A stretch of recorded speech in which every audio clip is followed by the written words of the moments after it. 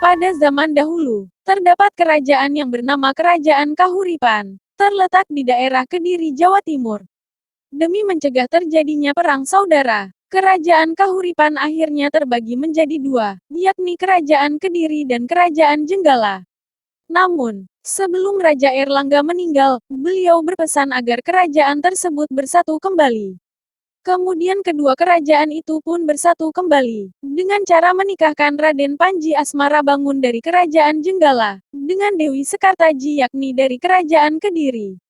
Sayangnya, pernikahan tersebut ditentang oleh Ibu Tiri Dewi Sekartaji. Alasan penolakan dan penentangan itu adalah karena Ibu Tiri ini menginginkan putri kandungnya menjadi Ratu Jenggala. Akhirnya Ibu Tiri Dewi Sekartaji pun menculik dan menyembunyikan Dewi Sekartaji dan ibu kandungnya. Pada hari ketika Raden Panji datang untuk menikah dengan Dewi Sekartaji, Raden Panji tidak dapat menemukannya, dan merasa sangat kecewa. Namun Ibu Tiri Dewi Sekartaji membujuknya tetap melangsungkan pernikahan dengan Intan Sari. Raden Panji yang mendengar usulan itu pun menolak dengan tegas dan kecewa. Akhirnya Raden Panji pun memutuskan untuk mencari Dewi Sekartaji dan ibunya. Raden Panji mengganti namanya menjadi Ande-Ande Lumut dan melakukan penyamaran. Ketika dalam pencarian, Ande-Ande Lumut bertemu seorang nenek yang sedang membutuhkan pertolongan, dan akhirnya dia menolongnya. Nenek itu bernama Bokrondo Dadapan, yang pada akhirnya, Ande-Ande Lumut menganggap dia sebagai ibunya dan tinggal di rumah itu. Pada suatu hari, Ande-Ande Lumut meminta ibu angkatnya itu untuk mengadakan sayembara, bahwa dirinya mencari calon istri. Karena ketampanan Ande-Ande Lumut, para gadis desa pun mengantri untuk mendaftarkan diri. Akan tetapi, belum ada satupun yang cocok di hatinya. Dalam momen lain, Putri Sekartaji dan ibunya berhasil membebaskan diri. Dan mereka berniat menemui Raden Panji. Tetapi alangkah kecewanya, karena Raden Panji ternyata tidak ada di istana. Mendengar Dewi Sekartaji dan ibunya bebas, Intan Sari dan ibunya melarikan diri, karena merasa malu dengan perbuatannya. Sedangkan Dewi Sekartaji tetap berupaya ingin bertemu dengan sang pangeran. Akhirnya, dia pergi dari istana untuk mencari kekasih hatinya.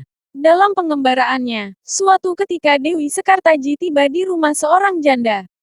Janda tersebut mempunyai 3 anak gadis yang semuanya cantik jelita. Mereka bernama Kelenting Merah, Kelenting Biru, dan Kelenting Hijau. Dewi Sekartaji pun dianggap anak oleh janda itu. Dan akhirnya Dewi Sekartaji mengganti namanya menjadi Kelenting Kuning dan tinggal bersama keluarga itu. Di rumah itu, Dewi Sekartaji diperlakukan seperti pembantu oleh ketiga saudari angkatnya. Tapi Dewi Sekartaji tetap melakukannya dengan hati ikhlas. Kabar Ande-Ande Lumut sedang mencari istri pun terdengar oleh Kelenting Kuning. Ketampanan Ande-Ande Lumut sangat terkenal, hingga tersebar dari desa ke desa. Ibu angkat Dewi Sekartaji pun menyuruh anak-anaknya untuk melamar Ande-Ande Lumut.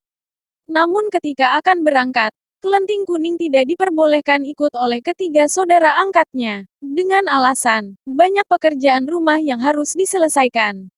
Akhirnya ketiga kelenting itu pun berangkat. Dalam perjalanan, mereka mengalami kesulitan karena harus melewati sungai, sementara mereka tidak bisa berenang. Tak lama berselang, ada seorang lelaki bernama Yuyu Kangkang yang menawarkan bantuan, tetapi dengan syarat, mereka bertiga harus mau dicium satu persatu. Awalnya ketiga kelenting menolak, tapi karena terpaksa, akhirnya mereka menyetujuinya.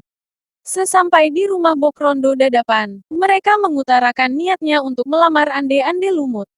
Entah dari mana Ande-Ande Lumut bisa tahu, bahwa mereka sudah tidak suci lagi karena perbuatan si Yuyu Kangkang. Akhirnya lamaran ketiga kelenting itu ditolak. Sementara itu, setelah Kelenting Kuning menyelesaikan tugasnya, dia pun menyusul ketiga saudari tirinya ke rumah Bokrondo Dadapan. Namun ia juga kesulitan menyeberang sungai, dan akhirnya bertemu dengan Yuyu Kangkang. Dia juga meminta syarat yang sama seperti ketiga kelenting sebelumnya.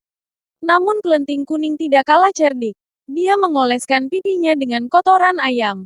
Saat Yuyu Kangkang hendak menciumnya, hidungnya mengkerut seperti mencium bau tak sedap.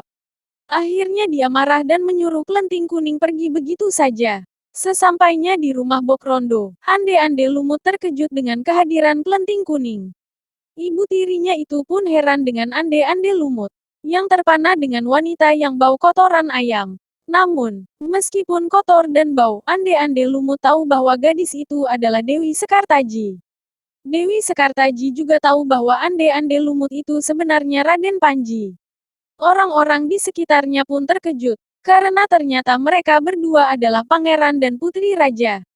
Bok Rondo Dadapan juga ikut bahagia atas pertemuan keduanya. Sementara Kelenting Merah, Kelenting Biru, dan Kelenting Hijau menyesal karena selama ini telah memperlakukan Kelenting Kuning secara tidak baik. Ketiga saudarinya itu pun akhirnya meminta maaf, dan Dewi Sekartaji dengan ikhlas memaafkan mereka. Akhirnya, Raden Panji dan Dewi Sekartaji kembali ke istana dan menikah. Kedua kerajaan yang terpisah itu pun kembali bersatu.